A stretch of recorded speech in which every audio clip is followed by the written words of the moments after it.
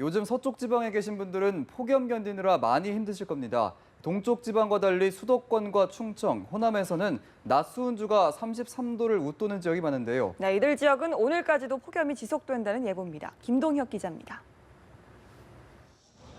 서쪽 지역을 중심으로 불쾌감이 높은 폭염이 극심합니다.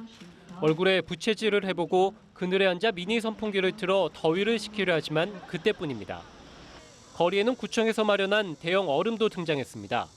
폭염을 참다 못한 시민들은 차가운 얼음에 손을 비비며 잠시나마 무더위를 잊어봅니다. 전국 최고 기온은 35.8도를 보인 경기도 시흥시에서 관측됐습니다. 전북 익산 35.6도, 경기도 광명 35도, 서울시도 34.5도를 기록하는 등 서쪽 지역에서 폭염이 극심했습니다. 폭염은 오늘도 이어집니다. 기상청은 낮 수온주가 33도 이상을 기록하는 지역이 많겠다고 전망했습니다. 동해상의 고기압의 가장자리를 따라 동풍류가 유입되고 강한 일사까지 더해져 서쪽 내륙 지역을 중심으로 낮 기온이 33도 내외로 올라 무더운 곳이 많겠습니다. 최저 기온이 25도 이상 유지되는 열대야가 나타나는 지역도 있겠습니다. 반면 선선한 바닷바람을 지속적으로 맞는 동쪽 지역은 수온주가 20도를 조금 넘어 대조를 보이겠습니다. 소강 상태인 장맛비는 내일 밤에 중부에서 다시 시작됩니다. 북한에서 내려오는 장마전선의 영향으로 중부지방은 일요일 오전까지 비가 내리겠고 남부 역시 주말 오후에 장맛비가 예상됩니다. 기상청은 이후 장마가 소강 상태에 들었다가 다음 주 화요일과 수요일에 중부에서 다시 장맛비가 내리겠다고 예측했습니다. 연합뉴스TV 김동혁입니다. 터키가 쿠데타 진압 후 나흘 만에 국가 비상사태를 선포했습니다.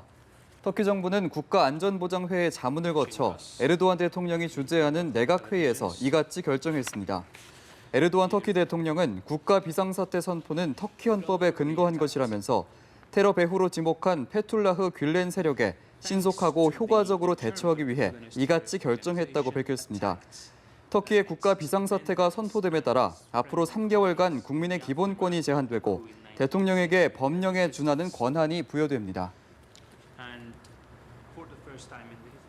북한의 연이은 도발에 우리 군은 대응 태세를 강화하고 있습니다. 합동참모본부는 북한의 5차 핵실험 등 추가적인 도발 가능성이 매우 큰 것으로 보고 철저한 경계를 당부했습니다. 팽재용 기자입니다. 이순진 합참의장 주관으로 육해공군 작전사령부와 서북도서방위사령부, 합동부대 지휘관들이 긴급 작전지휘관 회의를 화상으로 가졌습니다. 회의에선 최근 북한의 연이은 무력 도발과 이에 대응한 군의 대비책이 집중 논의됐습니다. 군은 우선 북한이 가까운 시일 안에 추가 도발을 할 것으로 전망했습니다. 북방 한계선 NLL 등 접촉 지역에서의 도발은 물론 후방 지역 테러 등 전술적 기습 도발을 감행할 가능성도 거론됐습니다. 또 다음 달 실시되는 한미연합훈련인 을지 프리덤 가디언 연습 등을 빌미로 5차 핵실험 등 전략적 도발을 할 것으로 보고 있습니다. 이순진 합참의장은 지휘관 책임 아래 실질적인 대비태세 유지를 당부하면서 적 도발 시 도발 세력의 뿌리까지 제거해버린다는 각오로 단호하게 응징해야 한다고 강조했습니다. 합참은 북한의 남한 타격 훈련에 대해선 미사일 발사 시험 수준이 아닌 명백한 도발 야욕을 스스로 드러낸 것이라고 규탄했습니다.